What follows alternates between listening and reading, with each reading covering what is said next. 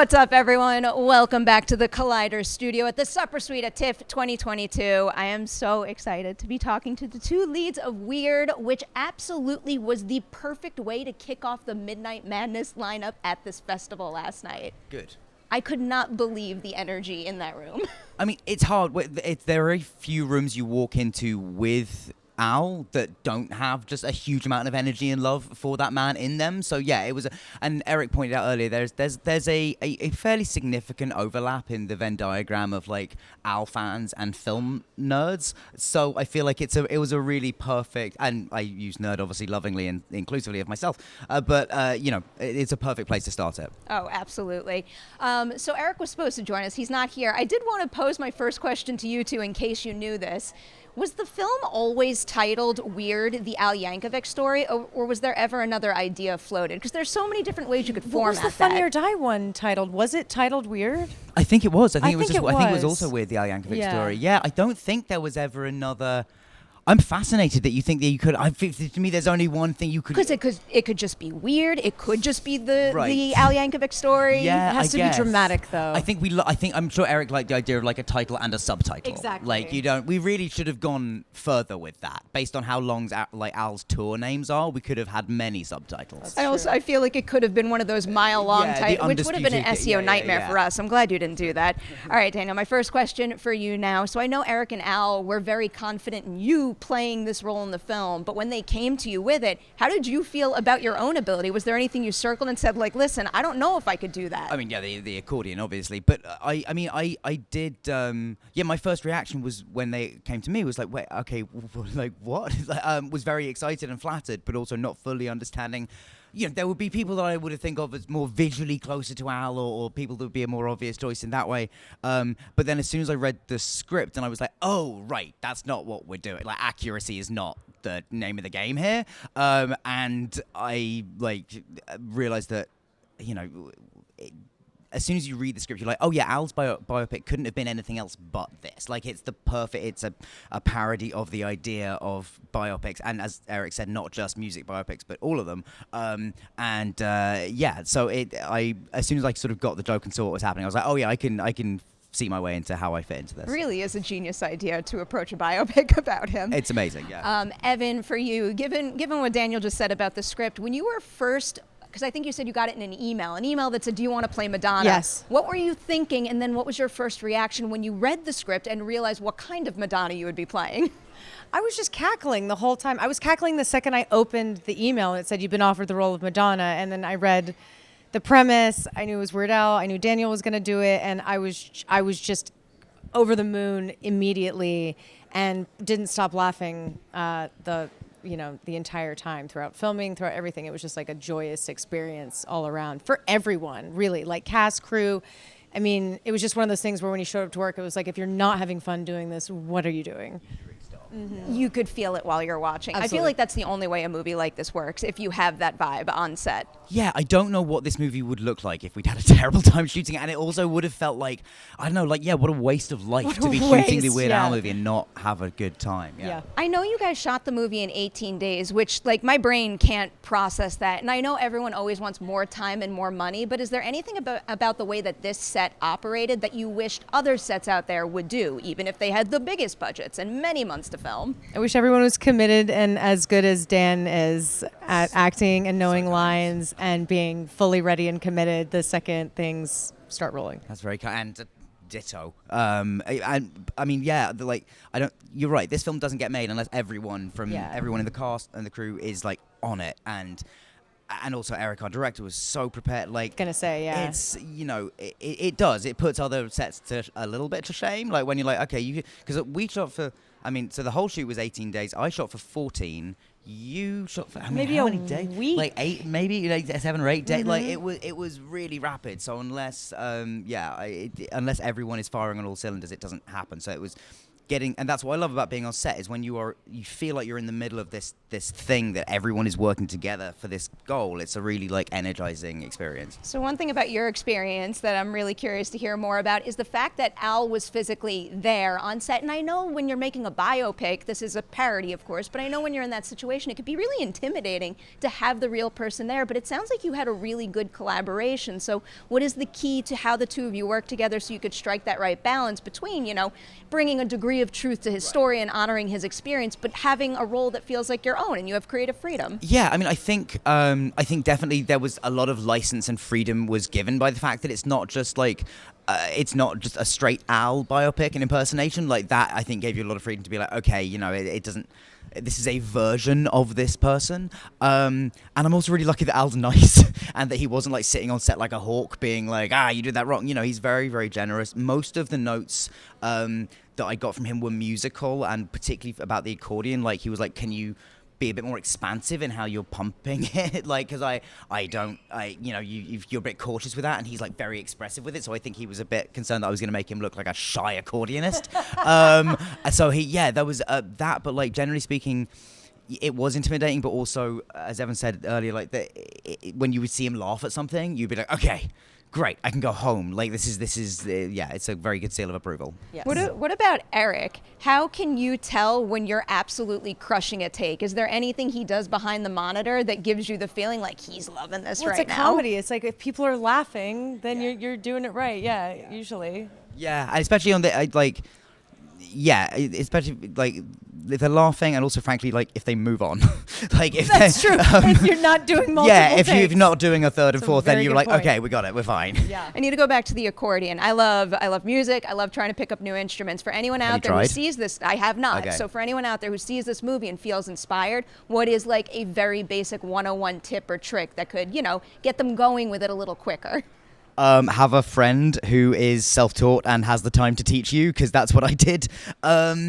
I wouldn't honestly even know how to start. I mean, I'd say if anyone out there who's got like some grounding in piano will probably be all right, because the right half is pretty much just that. I'm already screwed. But if you're somebody who can, like, if you're good at the sort of, you know, rubbing your belly and patting your head sort of thing, then you can do it. But I'm not. So like both hands at once was a nightmare. But it's also a very, very fun instrument. So I would encourage anyone to have a go. All right, maybe one day. I feel like the second you said patting your head, I can't even say it. Patting your head and rubbing your belly. Yeah. I can't do that. No. I can't say that. So I don't know. Maybe I should explore other avenues of music. Have you ever been tempted to give it a shot after the accordion? Yeah. I had one of those little toy accordions as a kid. That's as far as I've ever gone. No, I had my hands full with Madonna, but I'm so happy they didn't make me dance in this movie that much, because I am not as good of a dancer as Madonna. She's like one of the greatest dancers in the world. So, I mean, and he's like the greatest accordion player in the world. Yes, so it was very, we sang karaoke with Evan after the rap party, and me and Eric just had a moment of look, and she's got it's an unbelievable singing voice. And me and Eric were like, we've missed an opportunity here, really, to have us sing in the movie. That was dumb. How did we not let this happen? I still listen to the Across the Universe soundtrack regularly. My whole family loves that movie. It's one of those things that'll always bring us into the same room if it's on. Oh, that makes me so happy, because that's exactly what it's for. Yeah, I love it so much. Is Madonna aware at all of what has happened here? If she is not letting on. But honestly, like, she is like the busiest woman in the world. She's got other things to do on her mind. She's got her own biopic going on. I'm sure this is not even a blip on her radar. I did like it I think in the New York Times article, there was a bit where it said like Madonna has not responded to comment. I was like, did you ask? Because it's a cool thing to write. It's a cool thing to make it sound. That was like, I love that line. Right. But really, are there any nerves that she's like, it is parody, it is all in good fun, she's kind of the villain of the story? Well, exactly. I mean, that was my saving grace. Is like, none of this actually happened, so I think I'm in the clear with Madonna here. I think it's okay. Yeah, I think it's so insane and extreme that like I'm hoping she finds it funny if she is aware of it at all. I think we need to build a parody cinematic universe, and Madonna should be so inspired by your performance that she wants to play your Madonna version of parodies her in another movie. My parody of Madonna. That's like that's My Inception. mind is right there. broken. If you both had the opportunity to parody another artist in any form of art creation, storytelling in another movie, who would you pick and why? God. This is really tough. I have. Oh man. I felt I've got bad no coming up with idea. the question because I couldn't think of a good answer for Okay, myself. then what are we doing here? Why have you done this to us? I don't know why I just thought of Bill Murray was the first thing that like came into my head. I was like, I would love to. I would do a watch parody of his life. the movie where you play Bill Murray. That's what I mean. Would Yeah, 100% watch. I'm gonna play Bill Murray Yeah. next. That's what's happening. What about, here's another angle to that. What if you could parody one of your own past films or shows? Which would you pick? Feels like Harry Potter's probably been I feel- done. I I know. I was right? gonna say Westworld. Like, You gotta go with something else. Yeah. Potter would be. I mean, Potter's definitely the richest one for. Yeah, there's right, a lot for, you can take in there for sure. I was just thinking, you should make a parody movie about the Daniels. How? I don't know. How can you get more extreme than that? I honestly Yeah. don't know, but I want to experience whatever that is. I just want to see whatever they do next. I'm like, yeah. I guess a little off track here, but like, what do you think about the response to Everything Everywhere All at Once? Specifically, the fact that it's getting Oscar buzz right now. Good, Because it should. It should. We have a should. very narrow focus of what an Oscar movie Yeah. is, though. So But I think just can't believe this. it's like impossible to deny what that film's done and how. They've made this insane film full of the biggest ideas and the craziest storytelling, but it's also still like incredibly beautiful and heartfelt and funny and fun the whole time. It's the best film I've seen in years. It should be up for all of them, I think. And yeah, it makes me. It's weird to have like one of my favorite films directed by people I know now. It's slightly awkward. I feel weird telling them about it, but it is. It's incredible. I mean, they've deserved the Yeah, awkwardness that absolutely. they've sparked Yeah, in no, you. they're amazing. Back to your movie now. So again, really crazy 18-day shoot here. Is there any particular scene that you kind of like circled in red and said, I really wish I had more time to prep for that scene because it's going to be really difficult to just jump right into it? I guess there was the only scene that I remember us being like, I would love another couple of takes of that was the fight scene in the diner. Like there are some things in that which like there were we literally did one of, and it was whatever Eric had was what he used. But it's still like a scene I'm immensely proud of. Like that scene was shot in 4 hours, and like that insane. makes I me know, so it's happy. crazy. What Seriously, is this Eric movie is that like you an made? extraordinary director, like leader on this project because it didn't feel like it was No, it never 18 felt days. rushed, And right. that's what's really weird. It's like we fell into this vortex where time didn't exist. We somehow had enough time, but it was still the shortest shoot in my life. Yeah. Well, I mean, that's one of the special things about a shoot like this. I feel like sometimes no matter how much money and no matter how much time you have, then you kind of like reduce your ability to find that like random on-set magic that you would if you had all those. I guess speaking of that, what scene would you say changed the most from script to, finding that magic on set in the moment? I think a lot of the film was like there on the page. Like we would improvise sometimes a little bit, but like most of it, I mean, and then occasionally like like the party scene around the pool party, like that was when. This is my favorite scene in the film. I mean, the scenes where Eric is just shouting at Yorma like, "Do the dance," and like so there's stuff like there were moments like that, but generally speaking.